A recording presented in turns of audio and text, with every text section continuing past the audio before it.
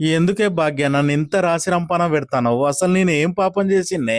బెల్లం కొట్టిన రాలేక కూర్చొని కుయ్యవానో కయ్యవానో ఏదో ఒకటి చెప్పే.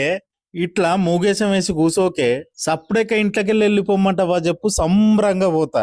నాకు తెలియక అడుగుతానా, నీ చిన్నప్పంచెల్లి మోర మాటలు పాయిదర్ర పనులు ఇట్లనే ఉండేదా మీ ఇంటికాడ?